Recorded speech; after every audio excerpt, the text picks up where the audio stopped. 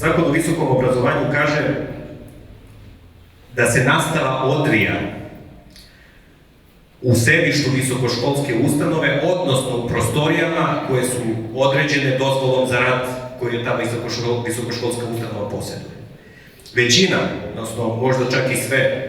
visokoškolske ustanove u Nišu, odnosno svi fakulteti državnog univerziteta, ili makar ogromna većina, u njihovim dozvolama stoji da je mesto izvođenja nastave upravo sedište te visokoškolske ustanove. A mi poslednjih dana imamo situaciju da nastavno-naučna veća fakulteta, na nekim fakultetima čak nastavno-naučna veća nisu ni donela tu odluku, kao što je slučaj sa medicinskim fakultetom, već se na nastavu krenulo na osnovu saopštenja dekanskog kolegijuma, koliko se sećamo. Dakle, nastavno-naučna veća donose odluku o pokretanju online nastave, a da prethodno nije došlo do izmene dozvole za rad